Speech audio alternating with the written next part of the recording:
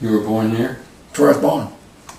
In the house or in the hospital? In the house. In the house, wow. Mm-hmm. What's made you stay so long? Well, I was the last one to get married.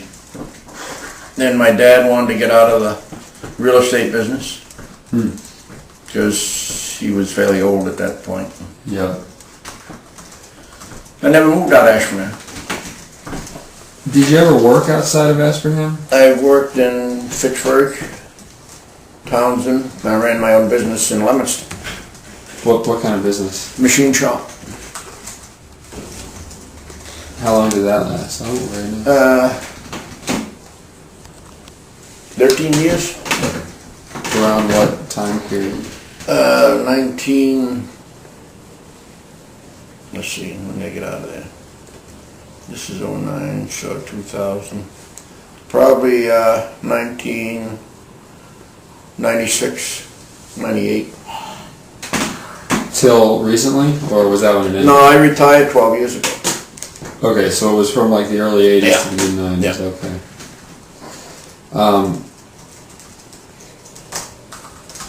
How did that translate into your civic activism? I know you played a pretty large role. What made you, first of all, when did you first get involved in town government and why? I was a volunteer fireman Okay. for, oh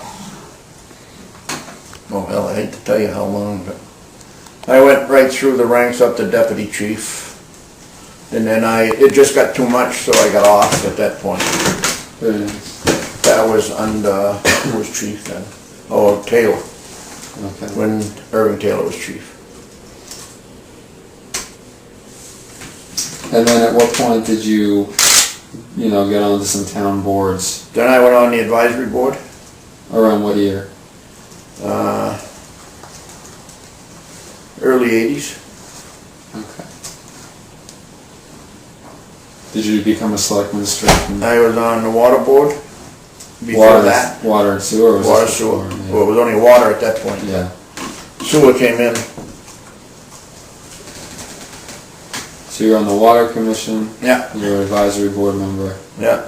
And then I was a selectman. How long were you a selectman? 1.5, so that was 4.5 years. In the 90s or? Yeah. And you've also been on the Briggs Building Committee. I'm on the brick building committee You're on that now. but I was on the Oakmont building committee. Oakmont The Building. original. Not the original one, but the second phase. Okay. And for a while you were on the Public Safety Building Committee. I went to 2 meetings. Yeah. I abandoned that. Anything else? I did the lighting on Oakmont Field. I was on that committee with the Westminster Ashburnham Rotary Club. That was a committee that was designed to They figure out raised the money raise for the that money building. on the new field at the time. Yeah. Yeah. And then I did the first Ashburnham rescue truck.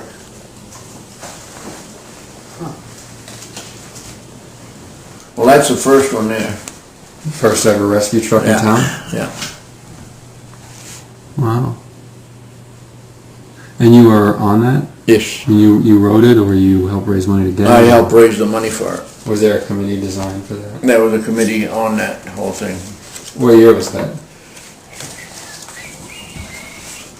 Probably around 72. So fair to say then that civic service or public service is very much a part of your life. It sounds like it's as Has been. big, Yeah. if not bigger, than anything else you've done. Yeah.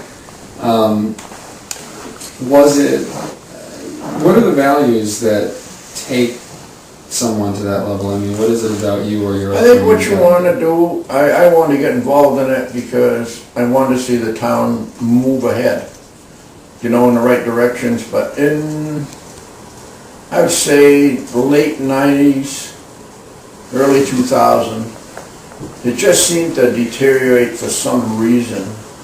The quality of the town? Well, the quality of their spending and stuff like this, of who was in there at that point. Well, what I'm curious about is just, and what the story is primarily focused on is, if there's been a change in the last, from the last generation to this one in terms of how many people participate, how interested people are in town government, and if there is a drop-off, why there's a drop-off. I don't think that is true, because people are much busier. When we did Oakmont, for an example, we held open sessions at Oakmont. Public forums? Public forum, I was over there one Saturday for 5 hours. I had one gentleman come to look at the building and look what we were gonna do with it. Wow. And I told that to Mike when he had his, he only had 22 people. In 3 combined. And the first meeting that we had, well, you guys were They were there. there. Yeah. And there were Just two of us. two of us, and there were as many media as there were Yeah. people there. Yeah. Yeah. And that's what happens is, they're not interested. But they won't go to Briggs and look at Briggs when it's in session in November, December, January, when they've got all their coats and everything hanging in the hallways. Yeah. And the hallways come down to being 3 feet wide, you know? Yeah. Yeah. They aren't interested in that. And I don't think they're interested in their better health even with the fire department, you know? So we don't have an ambulance for 10 minutes, you know? So what? We're not worried about it. In which they should be very much involved in it, but they aren't. But it sounds like you're saying that at least to a point, they used to be. They used to be. When you were a younger man. Sure they did. And I don't, is it a cultural thing maybe that, that back then you had, you know, before all this globalization and all this transportation, all this internet and communication is so easy now, but back then it wasn't, so your town, No, you were very enclosed in that. You had to go and get the information on it, yeah. Yeah. Do you think that plays a role? Just Sure people- does. Yeah. People sit home and watch TV. They won't go to a meeting, they'll sit and watch it on TV, and I think that we shouldn't televise all the meetings. And then you'd get more people out.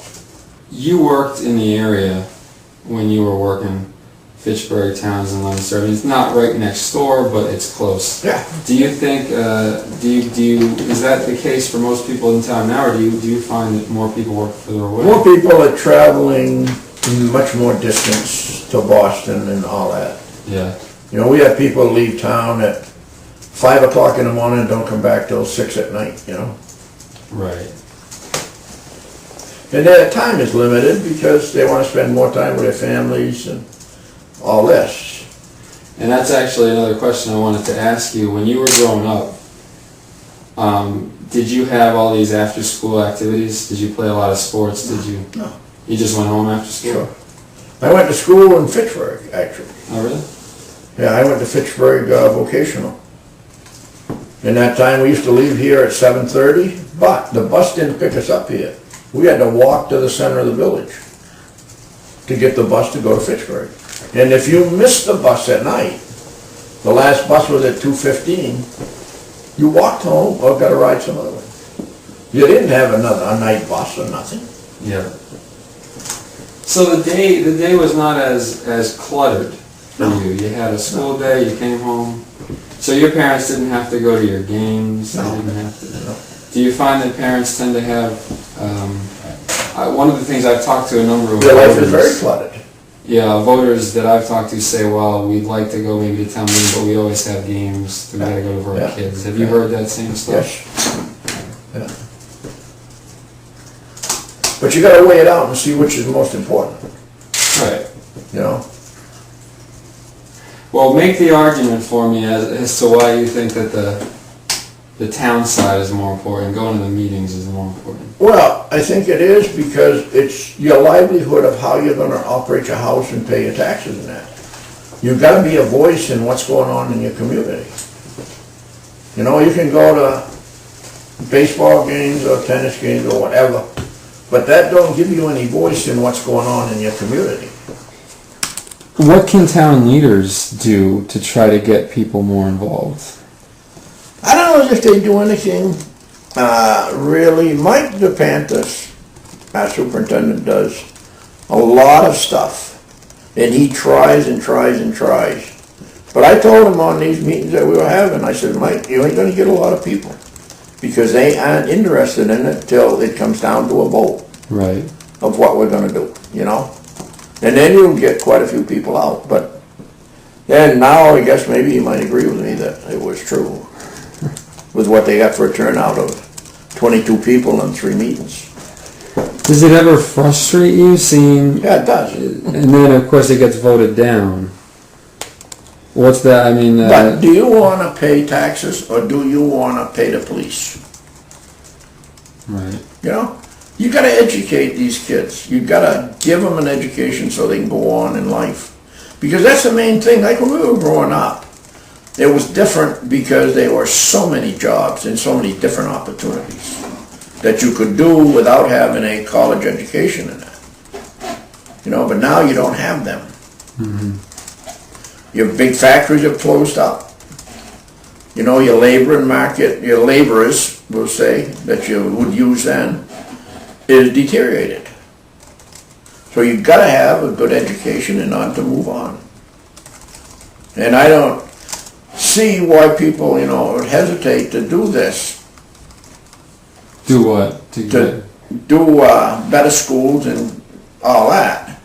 Over not passing it, you know.